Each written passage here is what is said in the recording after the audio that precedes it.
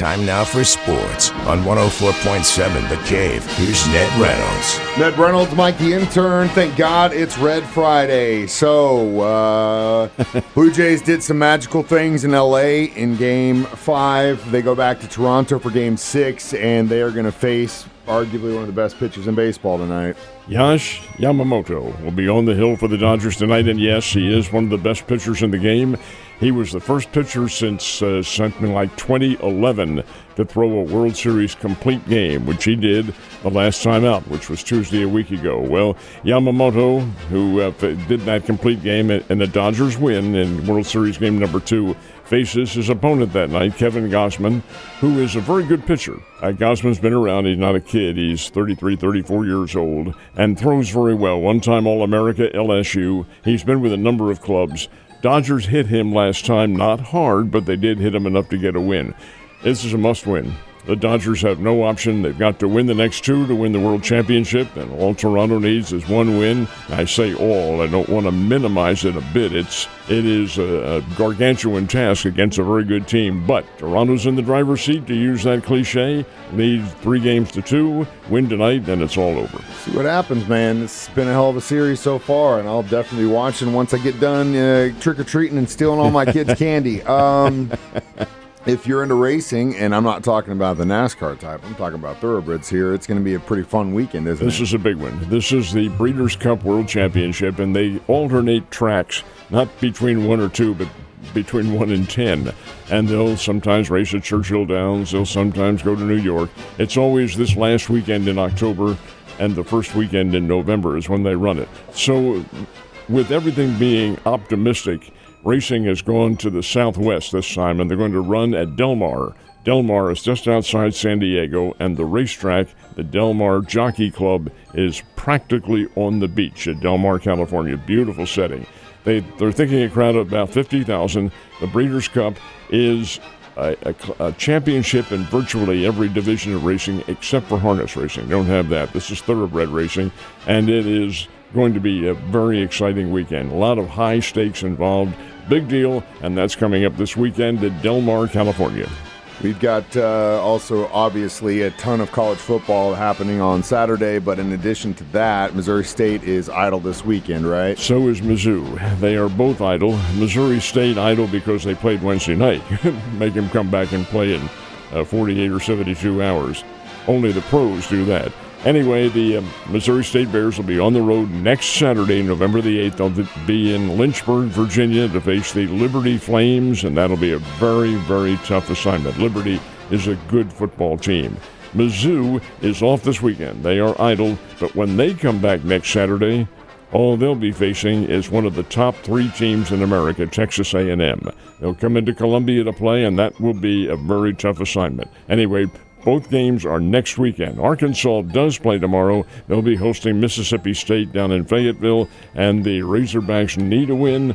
With Bobby Petrino there as their head coach, we'll see what happens. Anything's possible. The high school district football playoffs are underway, and we had some action last night. Who got the wins? We did indeed, and it's a little odd the way they have the scheduling because some of the teams chose to play on Thursday. That's because it's an extra day of rest, I guess, when they go to the next round. Anyway, some really lopsided games last night, as you would expect, because that's the way the teams are seeded. Republic and Willard and Mike, they're playing for the second time in 2 weeks. They played last Friday, come right back, that's the way the districts work, and play again. Republic 62, Willard 14. Willow Springs and Catholic played here in town, and Springfield Catholic won big 42-7. Springfield Hillcrest went up to Jefferson City and played Capital City. That's a relatively new high school up there. Capital City wins 49-0.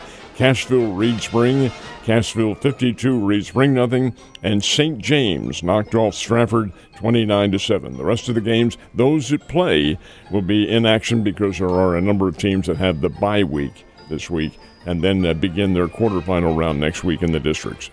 We've got pro football last night, man. God, Dolphins, dude. That was rough. That is, I mean, you know, I got no hate towards Miami. And in fact, they've helped out the Kansas City Chiefs more times than we've helped them out, big time. And given the recent playoff visit they had with us, I, again, don't have any problems towards the Dolphins. And you really, Man, that ship is sinking on every single level. Now, keep in mind, they were man enough to come up and play when it was 10 below zero True. up at Arrowhead Stadium, and they played. They didn't Like you bitch said, about they're it. pro athletes, though. They are, and they're getting a salary for They're it. getting paid for it. I didn't see much of last night's game, but when I did get home and turn it on, what's the first thing that I see? The first thing is the crowd getting up and leaving in droves before the game's over. I thought, this can't be good, and sure enough, it was not. Ravens win 28-6.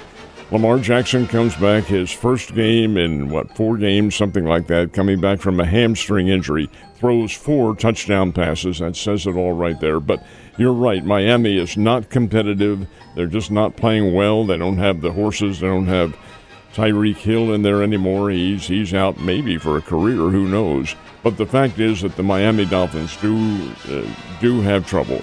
And I noticed every so often the TV cameras would put up pictures of Miami in 72, undefeated and all that. Hey, gang, do you know how long ago that was? Don't ask this guy. That's about a half a century ago, for God's sake. Yeah. And they're still using that as your calling card? I don't think so.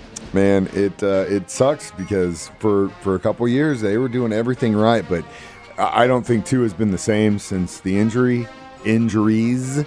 You can see his vision is it's not there. I mean, I don't know. There, like I said, every level. It's not just him. It's not just McDaniels. It's not just the organization. It's just it's injuries. It's literally every bad thing you could have happen to your And team. keep in mind, Mike, that in the first half of that game, they about doubled the yardage on Baltimore. They're moving the ball. They just weren't scoring. You can't do that. You've got to be able to come up with a game plan. And McDaniels, or whatever the circumstances is, maybe it's ownership. You're right. They do not have it together down and there. the play calling was atrocious. And when they were in those goal line situations, I was just like, who's playing Madden right now for this team? Because they are just dropping the ball. All right, let's hope the Kansas City Chiefs don't drop the ball on Sunday when they head to Orchard Park. Game time, 3:25, but that means you guys start Ned Talk at 1 o'clock. Uno. We will be here at 1. The team will be here, and we will preview the game, find out what's going to happen. Right now, Buffalo is a 2.5-point favorite. I do not buy that one tiny little bit, but the fact is, it is what it is. The guys out in Vegas who put these things together, they know it all. Anyway, we'll have a good pregame discussion on this one, and then we take a week off and then have more competition coming up on the 16th. But this time it's the Chiefs and the Bills. The kickoff time will be, we'll join the Chiefs Network at 3 o'clock. And then our Ned Talk is at 1, and we hope that you are right there. Yeah, you're right. It's 2 o'clock, not 3. But 2 o'clock for the Chiefs Network, 1 o'clock for us, Ned Talk.